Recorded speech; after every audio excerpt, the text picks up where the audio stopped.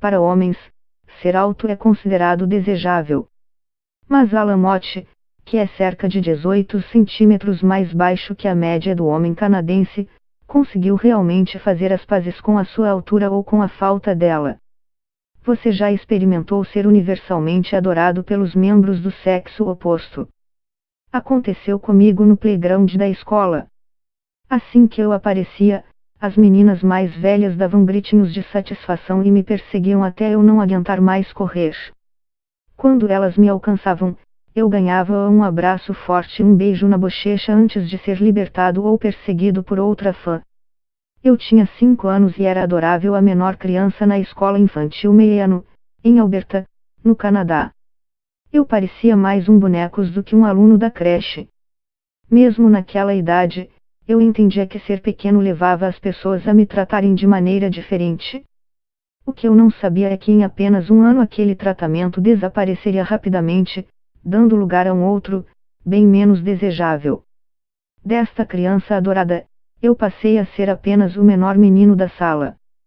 Eu era extrovertido até ali, mas, em razão do bullying no pátio do colégio, comecei a passar o recreio ajudando a bibliotecária a guardar os livros. E, no fim, minha fase mais popular da vida escolar foi o meu primeiro ano, o que não era o ideal. Eu ainda tinha o resto da minha vida inteira para viver. A verdade é que, geneticamente, eu nunca tive chance. Minha mãe tem 1,51 m e meu pai, 1,52 metros crescendo. Nosso pediatra previa que eu chegaria a 1,62 m, até 1,72 m se eu tivesse sorte, o que não seria tão distante da altura média do homem do Canadá. Mas o fato é que o médico estava absolutamente errado. Eu parei de crescer logo após meu aniversário de 13 anos. O mais alto que eu cheguei em toda a minha vida foi 1,57 centímetros. Eu tendo a não falar sobre isso. As pessoas sempre me dizem por favor. Ninguém te trata diferente porque você é baixo. Todo mundo que já me disse isso tinha, pelo menos, 1,80 metros. Mas eu sei a realidade do que significa ser um homem baixo na nossa sociedade. Existe tanta discriminação sobre tamanho como há sobre gênero, raça, religião, etc. Uma vez eu olhei a lista dos presidentes da lista das 500 empresas da Forbes. A maioria é homens, só pouquíssimas mulheres, e a média de altura deles é 1,82. E se essa é a média, significa que muitos são ainda mais altos. Não é um segredo que as mulheres ganham menos que os homens fazendo os mesmos trabalhos. O que as pessoas também deveriam saber, no entanto, é que a altura é um fator determinante para as diferenças salariais. No livro de Malcolm Gladwell, Blink, estima-se que cada polegada na altura vale $789 a mais no salário. O que significa que um homem com 1,82 m pode ganhar $7,8 mil por ano a mais que eu pelo mesmo trabalho. Em uma carreira de 40 anos, isso pode chegar a $315,6 mil a mais. Os homens baixos são ensinados pela sociedade a aceitar o que é dado a eles. Quando eu chego a um emprego novo e eles me oferecem um salário em particular, meu instinto é dizer, isso é menos do que eu esperava. Fazer o quê? Acho que vou aceitar. Talvez um cara mais alto sinta que mereça mais, e diga, não, eu mereço 10 mil a mais do que isso. Você já entrou em uma sala e se sentiu avaliado e dispensado em segundos. Homens baixos conhecem bem esse sentimento. É quando os termos como pequeno Napoleão aparecem, e o desejo de ser bem-sucedido é subestimado como síndrome de homem baixinho. Se um cara alto se defende, é descrito como autoconfiante. Mas um homem da minha altura tentando ser ouvido é considerado inseguro e carente. Em um emprego que eu tinha no marketing, isso acontecia em reuniões. Eu fazia uma sugestão, que era ignorada, e minutos depois alguém dava a mesma sugestão. As pessoas diziam boa ideia, para a segunda pessoa. Eu me encontrava tendo que brigar para ser ouvido, mas daí era considerado insistente e arrogante. Não importa o quão relevantes meus comentários fossem, eles eram ignorados porque já se havia decidido que eu não tinha como contribuir. Eu vi muitas colegas mulheres passar pela mesma coisa. Enquanto elas acham que a discriminação que passam é apenas machismo, eu sempre penso se não tem a ver também com o tamanho. Mas houve uma reunião em que isso ficou evidente. Era uma sessão de brainstorm e estávamos tratando de um projeto com uma linha de pensamento. E eu sugeri, por que não abordamos isso pelo lado oposto?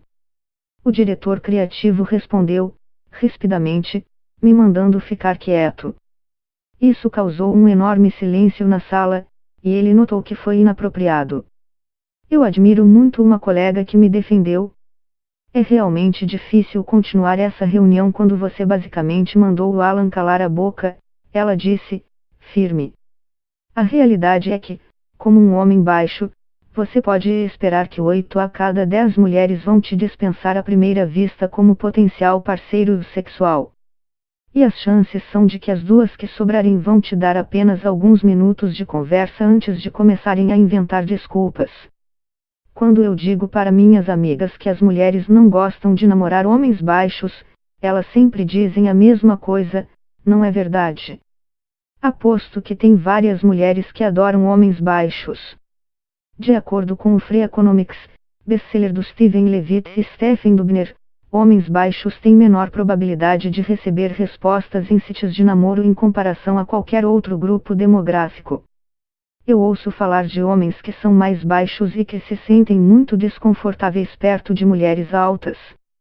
Eu acho que mulheres altas têm uma experiência parecida. Eu tenho amigas altas que dizem que os caras com quem elas estão saindo que nunca lhes deixam usar salto alto, e que o parceiro ficava com vergonha das pessoas nos olhando, não eu. Se minha alma gêmea tivesse 1,80 m, não ia me incomodar nem um pouco. A maioria das pessoas sem notar associa a altura à força, inteligência e dominância. E por consequência, assume que pessoas mais altas são melhores líderes que seus pares baixos. Eu admito que às vezes eu acho que faço a vida de homem baixo parecer pior do que a minha vida seria mais fácil se eu fosse alto na escola no ensino médio. Provavelmente. Mas não é que a minha vida tenha sido de dor e de misérias infinitas. Em uma situação assustadora, por mais que eu esteja assustado, como todo mundo, minha reação frequente é: bem, eu estou na porta deste avião, posso pular. O que pior pode acontecer? Uma vez, quando eu estava começando em um trabalho, a empresa fez uma reunião com toda a equipe no Edmonton's Northlands Coliseum, uma arena gigante de esportes e shows. Era uma tradição que todo novo empregado passasse por uma iniciação quando entrava na companhia.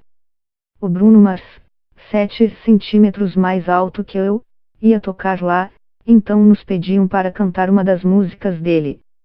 No palco, todo mundo falava: nós não vamos fazer isso, e todos olhavam para baixo. Como estava disposto a fazer isso na frente de todo mundo, o presidente da empresa imediatamente me conheceu pelo primeiro nome. E eu tive a confiança para fazer isso porque eu tenho essa determinação de transcender a expectativa das pessoas em relação a mim. Eles podem esperar que eu fique quieto e me esconda, mas eu vou pular do avião. Pode ser também porque seja baixo que agora eu sou um escritor. Já mencionei que caras baixos não são levados a sério quando falam, então escrever é uma chance real de me expressar e ser ouvido. É meu real talento. Eu comecei escrevendo histórias de outras pessoas, e embora meus livros nunca tenham se tornado best-sellers nacionais, eu sempre encontro pessoas que cresceram os lendo e isso me dá um sentimento especial. Anos atrás, eu tive uma revelação. Eu sempre achei que eu era engraçado me depreciando, mas, uma vez conheci um cara em uma festa que me disse: eu vou te dar um soco se você fizer outro comentário negativo sobre você. Então eu decidi que vou fazer piadas sobre quão maravilhoso e lindo eu sou. O que eu descobri é que as pessoas gostam quando riem comigo sobre algo bom e positivo. A sociedade não me acha um ideal de beleza, mas eu vou continuar afirmando que eu sou maravilhoso de alguma maneira. Quando eu olho as minhas conquistas na vida, tenho que admitir que poderiam não ter acontecido se eu fosse só um cara mediano, e não um baixinho maravilhoso.